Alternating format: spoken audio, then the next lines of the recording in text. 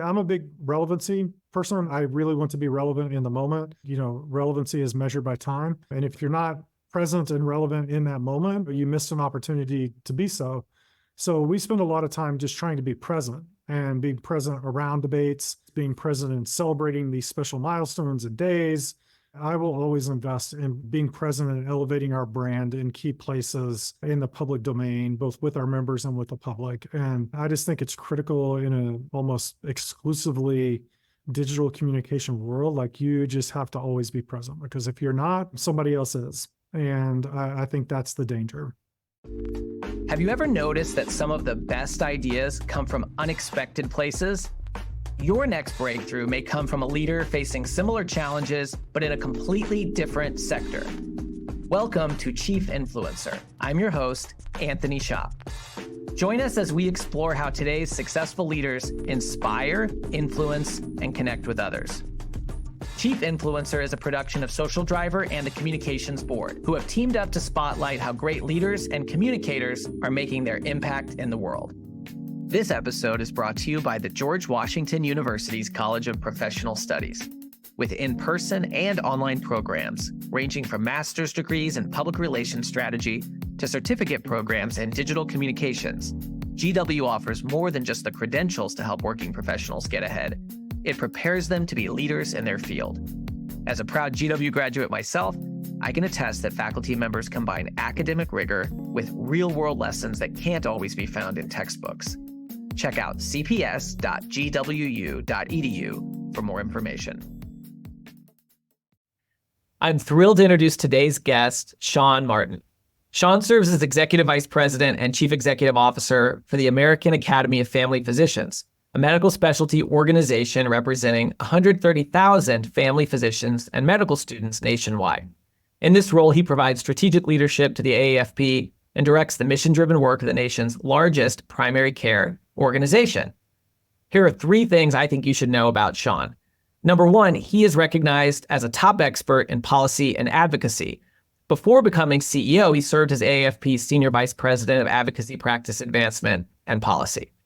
Number 2, Shawn has a proven track record of accomplishments in healthcare policy, and he's best known for his extensive work in national leadership on the development and implementation of primary care delivery and payment models and workforce issues. Number 3, Shawn's influence has been widely recognized by his peers. He was named to the 100 most influential people in healthcare by Modern Healthcare, and The Hill named him one of the top 10 lobbyists in Washington, D.C. So, Shawn, you've been called many wonderful things in all of those recognitions, but today we get to call you Chief Influencer. So welcome. Thank you so much, Anthony. I'm really glad to be here. Well, I'm excited to dive in. And I thought one of the pretty cool things about your background is now, you lead the organization that represents all the family physicians, but you actually are the son of a family physician. Your dad was a family doctor in rural Oklahoma. So what if you could talk about that background, how it's informed the work you do now, and what it's like to be in the role you are now with folks like your dad as part of the membership?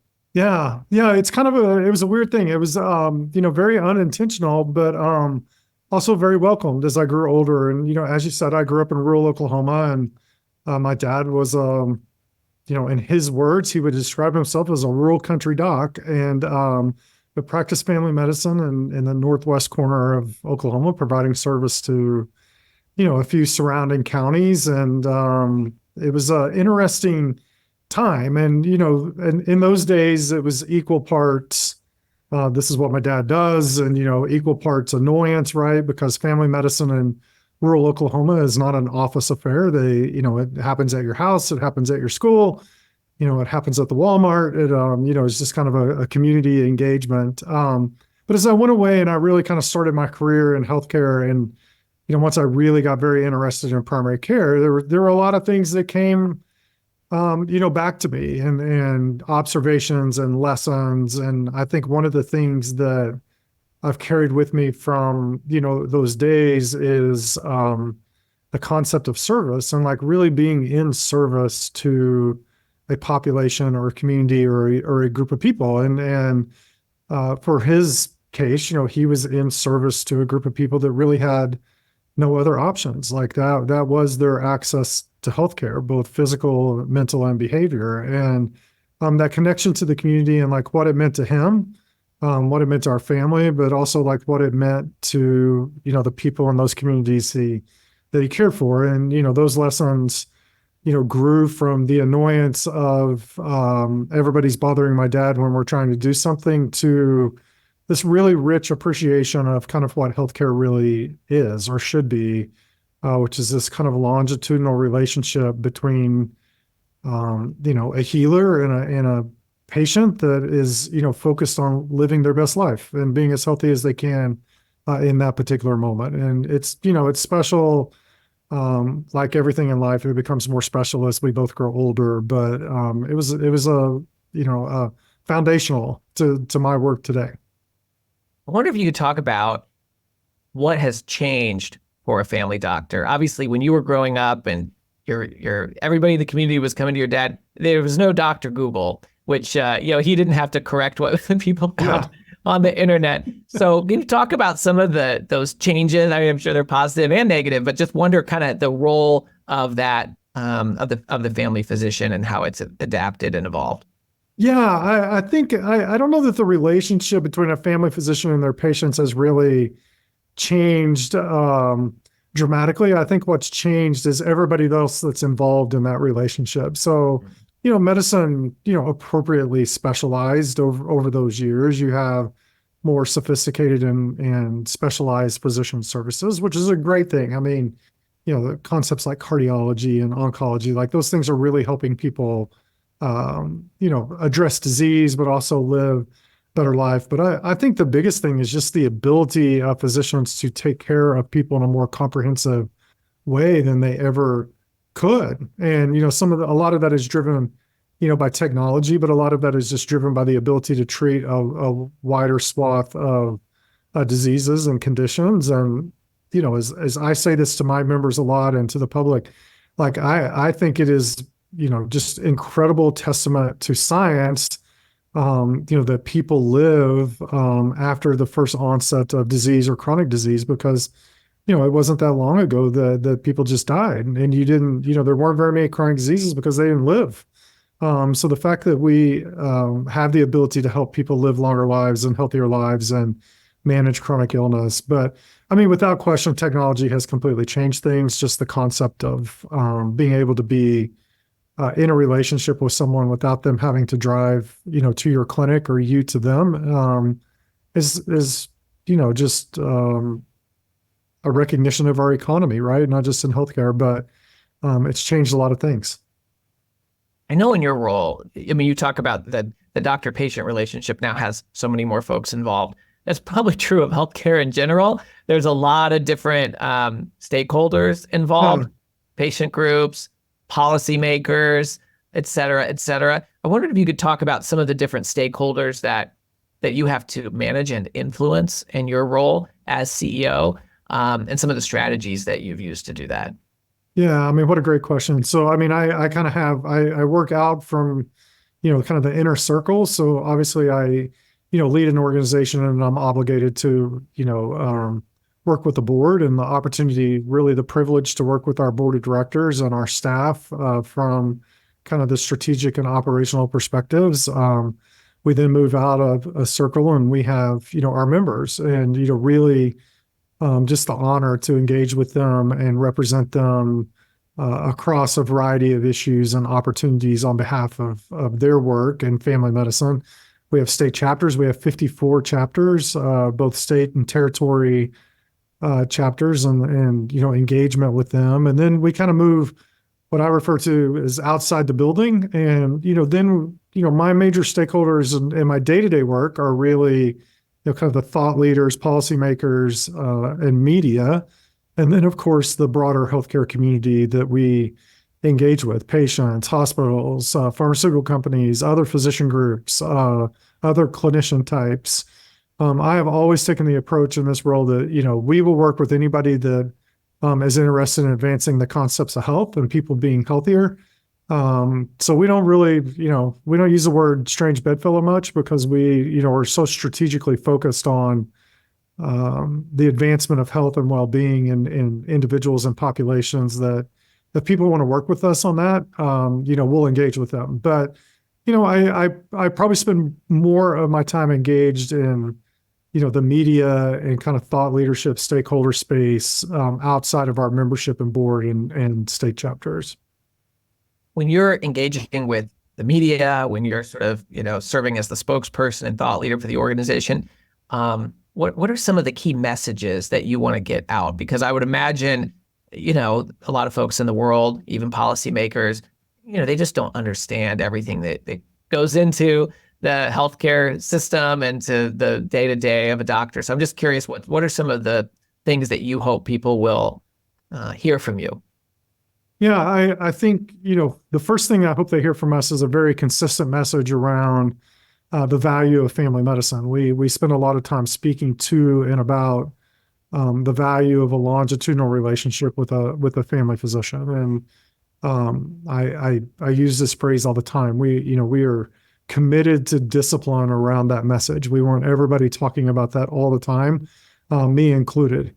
But the other things is really we spend a lot of time in our healthcare system on what I call the heroism end of the spectrum, and we don't spend a lot of time on the health or helping end of the spectrum. So I advance a lot of messages about the concept of health and longitudinal relationships with primary care as a means of fostering health and well-being over the course of the lifespan. And that doesn't mean that there's not a need. There's always a need for acute intervention based upon disease or collection of diseases at various points in life. But I think family medicine is really unique in the totality of care that it provides, both mental and physical and behavioral health, and the ability to really be a partner with the patient across their entire lifespan and being a partner in health.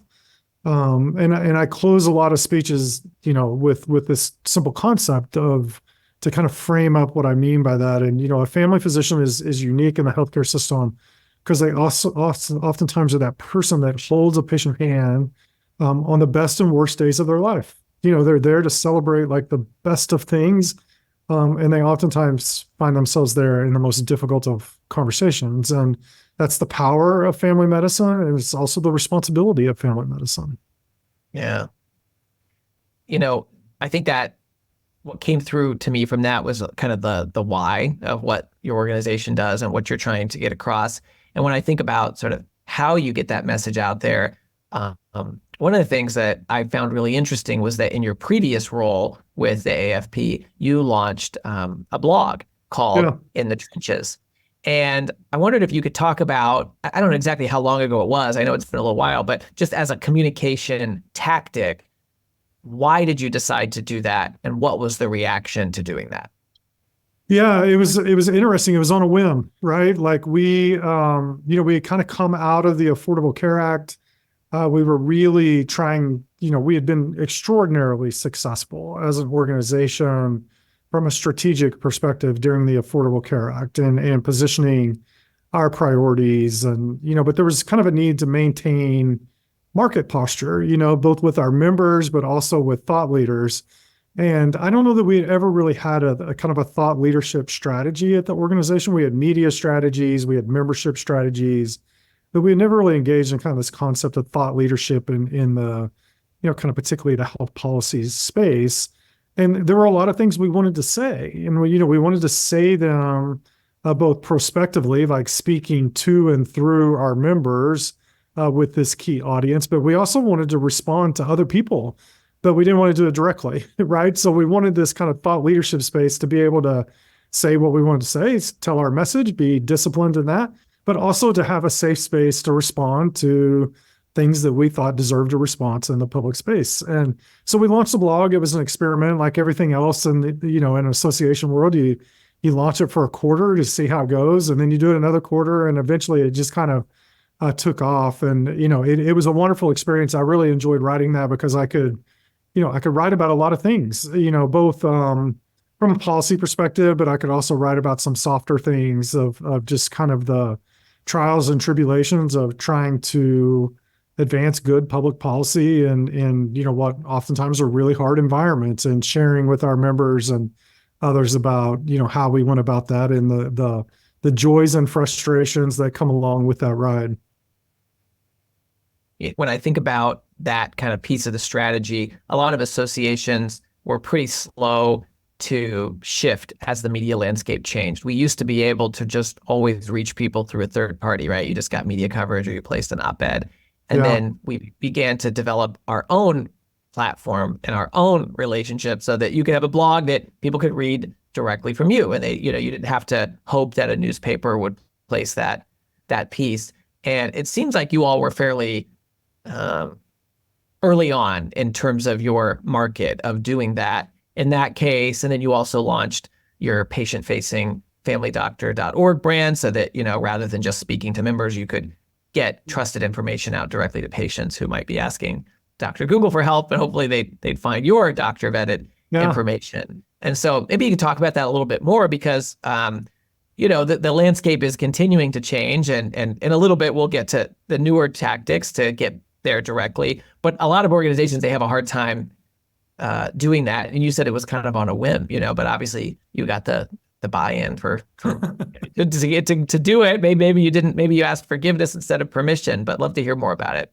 Yeah, there were a few blogs I wrote that I got you might want to tone that down a little bit, but very few times. I mean, so we've always been very disciplined in our communications approach at the Academy. I mean, it's obviously a large organization. We have a lot of resources and channels and very talented people here, but we really communicate in very rhythmic or kind of systemic ways. It starts every Monday. I communicate with our staff in a weekly communication.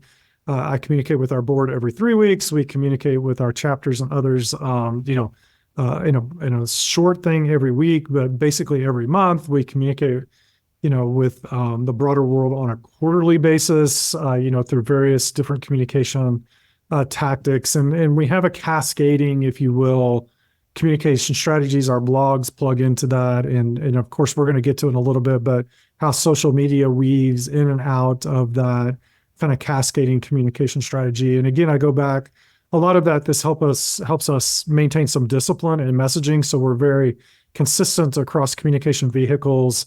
And we continuously push out a very consistent message to a variety of audiences across a variety of mediums. And I think that's been really important to our success because we don't have a lot of discrepancies in how we communicate around our priority issues. But from a broader sense, the philosophical approach that I took as an SVP, we've taken it as an organization, and I've accelerated as CEO, is I never wanted to be dependent on a third party to tell our story. So how do we create platforms and mechanisms to communicate the family medicine story that we want to tell to as many people as possible? So we wanted to talk about the value of family medicine to patients and the public, broadly speaking. So we have familydoctor.org to share that information to help them on their journey to health through that platform. We have our own website. We've created lots of social media channels to do that. We have an internal analytic and kind of think tank, and we communicate policy, research answers and questions through that. So somehow it all comes together. Some of it is a strategy, and some of it is we just have extraordinarily talented people that keep all of these things moving forward in a very consistent and disciplined way. There's a few of those I want to dive into in a second. Yeah. But before we get there, I did want to ask you, how do you deal with misinformation, and how much is that affecting family doctors and the healthcare space right now?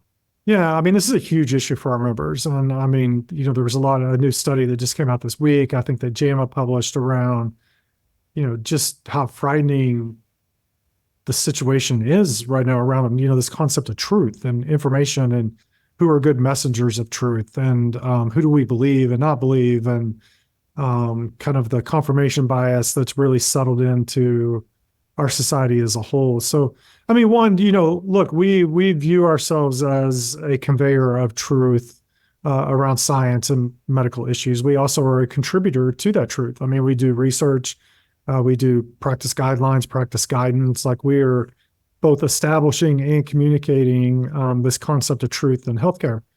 I think one of the things that's really important, and I think, I worry about a lot in society generally speaking, is we have adopted a position that truth is forever. And, when you think about it in science and science is the truth as we know it today, based upon the information that we have available today, or our best thinking or our best conclusions. Science is not definitive. It's constantly changing and being challenged and evaluated. So I think one of the really important roles we play and our members play is helping people think about and digest and comprehend, that concept that medical evidence and scientific evidence is really changing at all times. So, what we thought was the best approach to a particular disease a decade ago probably isn't necessarily the best approach today. The best pharmaceutical treatment for this 5 years ago may not be the best pharmaceutical treatment today, because the science has changed based upon our kind of inquisitive nature to continually challenge the accepted truth from a scientific perspective. But I think that's being really misrepresented by some actors in the public space, and I think it's definitely being misconstrued by a lot of people, and that's creating a lot of problems for the healthcare system, because truth is an individual definition. When you think about how to persuade people, one of the things you and I talked about before is, sometimes you have to speak to the head and use logic, and then Right, sometimes you have to speak more to the heart. Yeah. I wonder if you could talk about that a little bit more and how that, affects what you do in your role. Yeah, I forgot we talked about that. That's a great. It's one of my favorite things, because it's how I think about my communication strategy personally. So a lot of times I communicate through my head, right? And this is like very scientific based, evidence based, like very policy rigid communications, and it's just kind of a reflection on, or a perception of, or an opinion of an issue, or some new set of facts, or a new research study. And I try to put that out in the public space with perspective around what does this mean to our members, or what does it mean to our healthcare system. But I see a lot of value in communicating with people's hearts, and both for motivation and fear and love and hope and all those different emotions. But a lot of people are really moved by this concept of hope or fear or laughter, or those types of things. And I think it takes both. Like, you just can't be dry, analytic communicator all the time. You have to connect with people across the complexities of their personalities. And I think it's just really important for leaders today to do that in the most appropriate way for them and their organizations. You talked a little bit earlier about consistency and discipline, and I love the approach that you all have, where they know they're going to get that email on Monday internally, and your board knows they're going to hear from you every 3 weeks, for example. I want to talk a little bit about social media.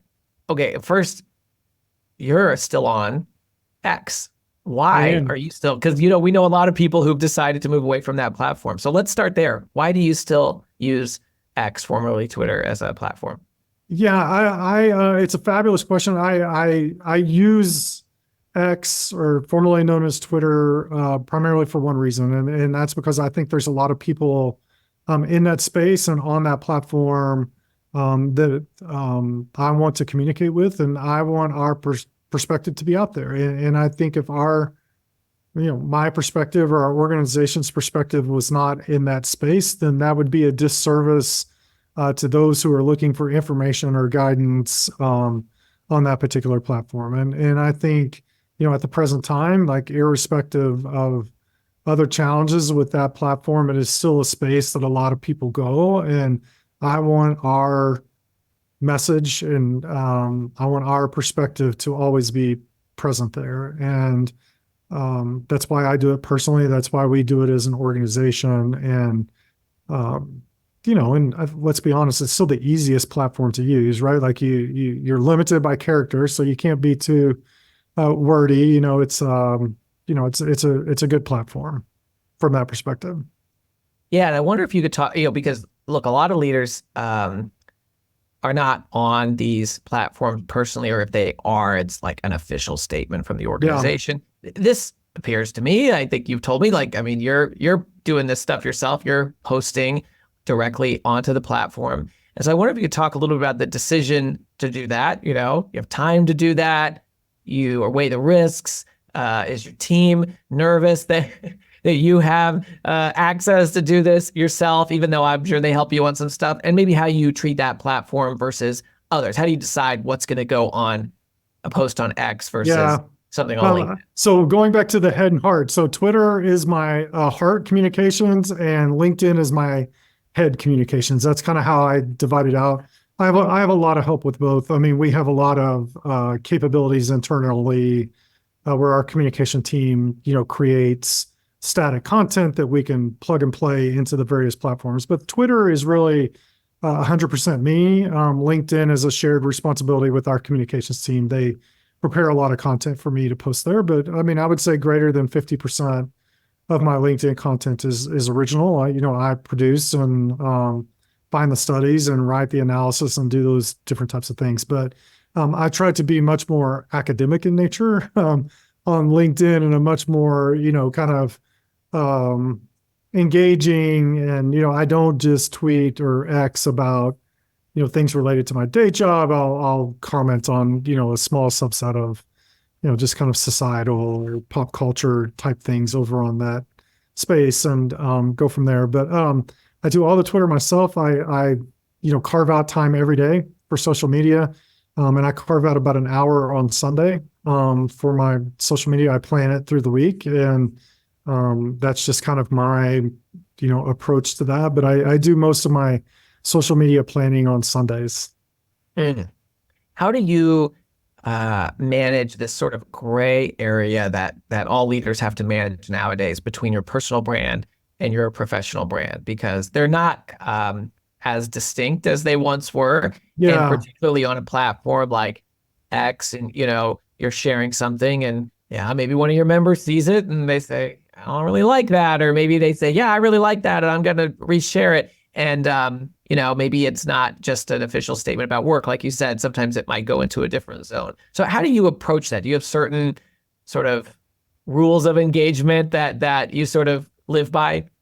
I don't have like a set of rules, and I will tell you in full disclosure, I'm a lot calmer. I've learned some hard lessons, and become a little more disciplined in my own right, with kind of what I do on particularly X. But for the most part, I try to stay focused on the organization I lead and the work I lead and kind of my area of expertise. I don't engage in political commentary beyond issues that we're actively working on.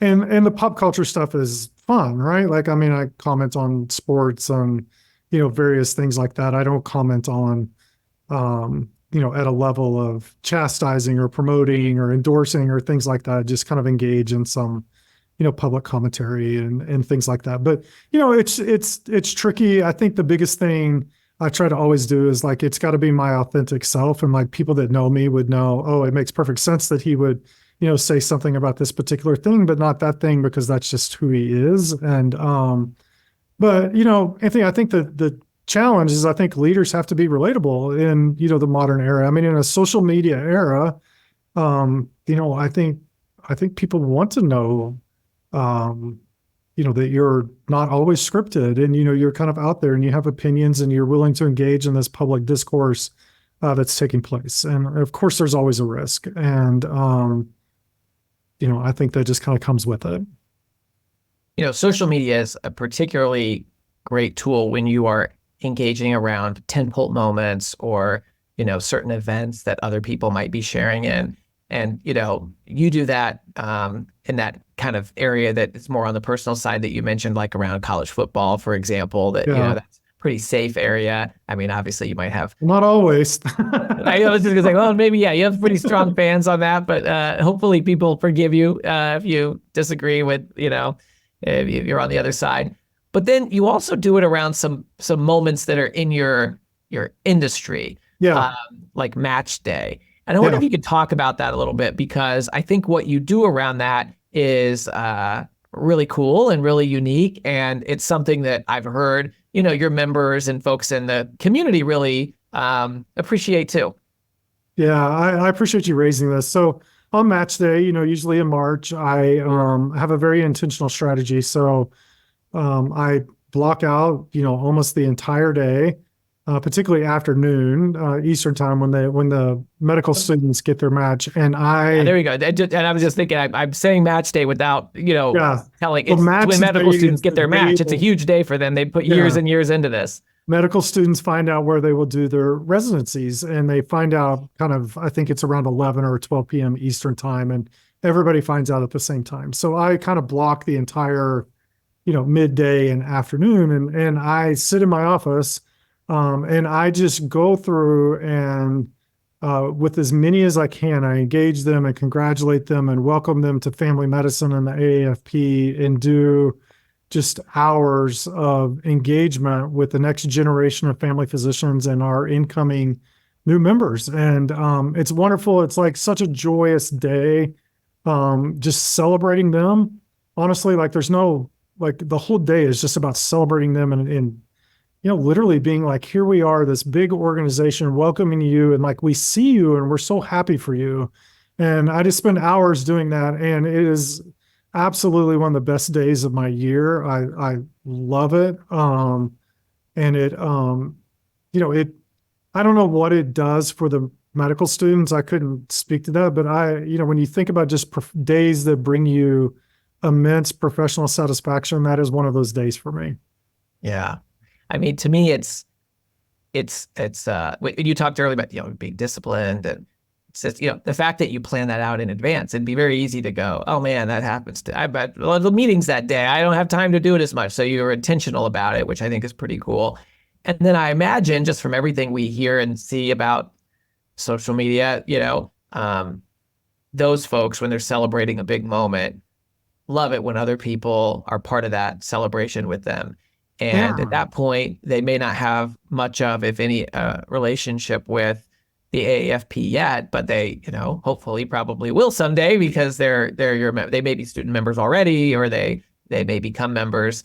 So it seems like, a really nice thing to do that they would react to, but also not a bad thing to do, as a way for, the association to connect with Yeah. them, and to do that in a personal way through you rather than just through the logo. Yeah, it is. I mean, of course, there's strategic advantages to it, and but it is, it is just a wonderful, way for me to see them, and just be like, like we're so happy for you, and like we're gonna be here, like we're gonna have, a really long relationship, but like today we are just, giving you a virtual standing ovation, Yeah. and we're just really proud of you, and look forward to building a professional relationship with you over many decades. I wonder if you could talk about your perspective as a leader on some of these kind of brand and communications things that we're talking about, that are not always easy to measure results from, but that you believe, are probably pretty effective. Obviously, there's certain things we can do where you can clicks, signups, member retention, all of that kind of stuff. Did the law pass? But a lot of things, you're building goodwill, and you're building brand in a way that is hopefully valuable, but it's much harder to measure. And sometimes there's pressure toward the things that can be measured really Yeah. easily, like overnight. So what approach do you bring to that as a leader? Yeah, I mean it's tough, right? Because we at the end of the day are, we balance obligations to members or stakeholders that, you're representing, and the realities of the budget, and the work that you have to do. And oftentimes, this work that's really difficult to measure, combats with, the need to spend resources in spaces that you can measure or have a more demonstrable impact on members. So for me, I'm a big relevancy person. Like I really want to be relevant in the moment. In my personal opinion, relevancy is measured by time. And if you're not present and relevant in that moment, you missed an opportunity to be so. So we spend a lot of time just trying to be present, and being present around debates, being present in debates, being present in celebrating these special milestones and days. But I will always, even if it's sinking money from, a measurement perspective, I will always invest and being present and elevating our brand in key places in the public domain, both with our members and with the public. And I just think it's critical in a almost exclusively digital communication world. Like, you just have to always be present, because if you're not, somebody else is. And I think that's the danger. Yeah, and I love that you use the word relevance there, because it's not just showing up, right? Relevance really hits home that you're doing it in the right way, that people Yeah. see the value and why you're there. Can I ask you, so we were talking about how you show up on match day. I think a lot of times these days, I like to say faces are the new logos. We have to show up as our brand, but also we have to have people, leaders show up. You're on these platforms, you're doing this. Something that you all have done for a long time, but which I imagine has evolved as technology has evolved, is you get your members to be messengers for the association. Yeah. And I wonder if you could talk about what you've done historically, because you've been there a long time and seen it. And maybe has that changed over time now that social media is such an important communications channel? Yeah, so we do a variety of things. So I mean, for many years before I came here, our board and elected leaders went through, a continuous media training apparatus while they served on the board. So, at least once a year, sometimes twice a year, we did media training with them, and we still do that to this day. And it's intense media training. We do like murder boards and all kinds of things. Like, they are very well trained to deal with interviews and media engagement. But a couple of years ago, we decided that we really wanted to elevate, I guess about 5 years ago, elevate the concept of family medicine in the public space around health. And we created what we call media ambassadors, which isn't very creative, but we brought in this cohort of family physicians, not on our board, not elected in any way, just people that we thought were really good spokespeople. They came from, all geographies, very, very diverse representation of family medicine. And we began to train them. And then we put them out to do interviews around, a variety of health issues and, it's just different types of things. And we've built this cohort, and we turn them over. There's about 14 a year, and we kind of turn them over about every 2 years. But the key goal of that program we just started realizing in the last couple of years. So we didn't want to create spokespeople for the AAFP. We wanted to create spokespeople for family medicine. And we wanted those spokespeople to develop their own media identities and media brands that would just kind of live on after they were engaged in this program. And we're really seeing a lot of positive returns on that. A lot of the early participants in that program, now are regularly featured on, a television station in their community or a radio station, or they have their own, podcast or, kind of YouTube presence around, various things related to health and the important role of family medicine and helping people with that. So we have just committed ourselves to kind of creating this population of spokespeople out there. And what we try to do is train them and empower them and give them a way to kind of launch through our media newsroom. The last thing we've done is we've democratized our social media content. So we, use a platform. We make that available to not only our media spokespeople and our board, but also our chapters. And we provide content. We let them use that. But the thing that we discovered is just the amplification of a consistent message, which you probably get. It's very important to me after this conversation. Yeah. The amplification of a consistent message around family medicine has really been remarkable to watch. And I think it's been, a real contributor to a lot of our success in the last couple of years. We are always present in a very consistent way. When I hear you didn't use this exact word, but when I hear you talk about those ambassadors, those spokespeople, it sounds like in a time when everybody's saying, oh, what about the influencers? How do I get influencers to talk about me? You've created a program where you're cultivating influencers yourself for family medicine. Is that safe to say? That's right. Yeah, we're training them, and we call it a training, using, and launching type of strategy. So we train them, then we use them for our own benefit. We organize their work on our behalf, through our media newsroom strategies, and then we launch them on their own and hope that they maintain engagement and presence in their whatever local means to them, that they have created enough of a stickiness with media outlets and influencers, other influencers, that they continue to advance the message of family medicine.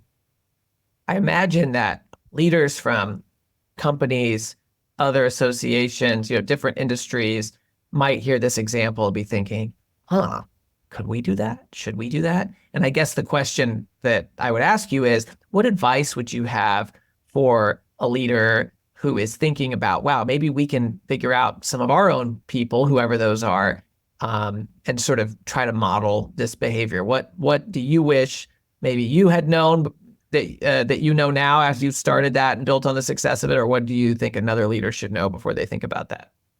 Yeah, I think the first thing I would say is it's a commitment, and it's not a one-time thing. Like, you have to commit to a very extended period of time to really start to see benefits from the program, and it's labor intensive. But I am convinced that it's effective, and I think it's really helped us with our brand elevation and kind of promotion of family medicine in the public space. And I think it's positioned us as kind of that conveyor of truth and a source for information around health and well-being in a variety of circles.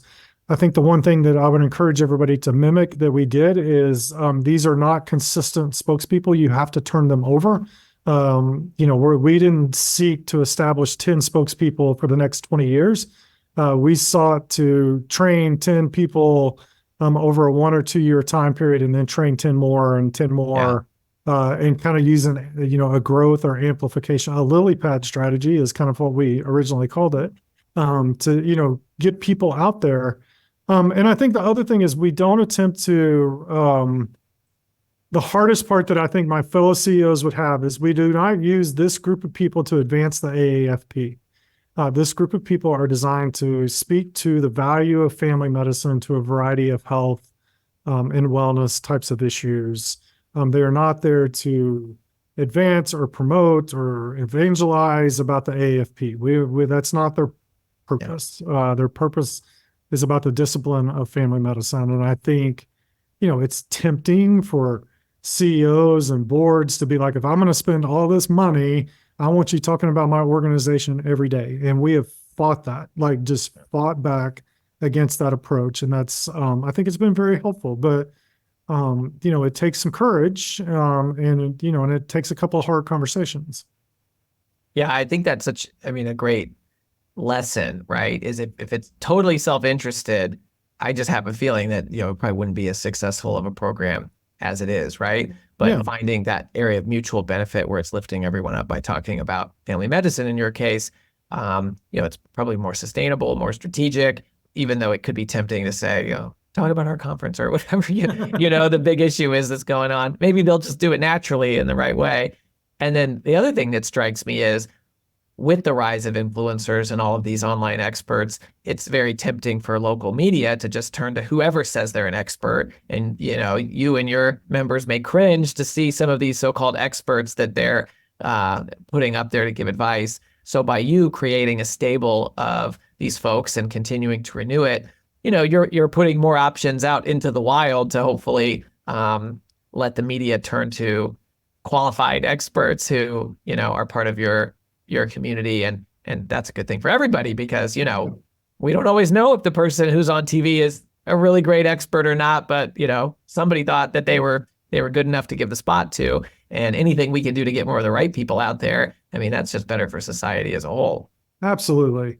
And we've it's been, we've had some, former spokespeople that, they're on TV every week, right? They're, they have just really flourished as an individual contributor in their communities and regions, and others didn't take hold. So it's not 100% success rate, but we've had enough success that we continue the program. We think it's really helping us. Yeah. Last thing I just want to ask is, obviously, the medical world very well, and you've been at the AAFP for a long time. Where do you find inspiration outside of the sort of usual places in your day job for influence? I read a lot. I read obsessively. I mean, which sounds kind of weird because I think it's very cliche-ish to say that, but I read a lot of things on LinkedIn, fellow CEOs in a variety of industries, read a lot of books. Right now, I'm a huge Adam Grant fan. Like he's speaking to me in a very unique way at this particular moment in my professional journey. I went through a cycle over the winter, Anthony, I was just obsessed with Kobe Bryant and kind of his approach to, work ethic and discipline and just kind of this singular motivation around winning and success and, things like that. But it comes from everywhere, to be honest with you. I just kind of pull information and try to think about how that applies to how I could do my job better or be a better leader or apply that to my organization. But I also just talk to a lot of people and I think one of the, unique things that, was instilled in me very young age was just the concept of listening. And I just actually just enjoy listening to people talk about how they go about their jobs. And then you kind of take that and you shake it and you're like, that doesn't apply. This applies. That's interesting, but in a different way. It's really, fascinating what JP Morgan is doing around this concept of like professional development. Like, what does that mean to me and, my employees and things like that. So it's a combination of things. I enjoy conversations like this. Like I learn a lot from you and like listening to you on your podcast, talk about how other people are doing things. And it's just consumption of information and then trying to figure out how to apply it. Well, thank you for saying that. We certainly have more options for that than ever before. I agree with you on LinkedIn. It's a great way to just get snippets from different leaders. And obviously LinkedIn's one of the places that folks can look for you and to hear from you what the Academy's doing. But even Snoop Dogg is on LinkedIn now, Shawn. So, we can find inspiration from a lot of different leaders on that platform in a way we couldn't before. That's right. Well, look, I really appreciate you spending time with us today and sharing a little bit about what's going on inside the AAFP and your journey there. I think we got some really good messages from you that all leaders can learn from, but especially I think what you shared around consistency and discipline and predictability around communication. I think that's so critical for right now, especially because when it's so noisy, that consistency can actually be one of the tools to break through. So a lot of great gems, but that's one that I think I'll go back to in the future. And I really appreciate you making time to share that with us. Yeah, thanks for having me. I enjoyed it very much. Thank you for joining us for another episode of Chief Influencer, a production of Social Driver and the Communications Board. If you know a leader who should be featured as a Chief Influencer, please nominate them at chiefinfluencer.org. For show notes and more, visit us at chiefinfluencer.org or follow Chief Influencer on LinkedIn. Until next time.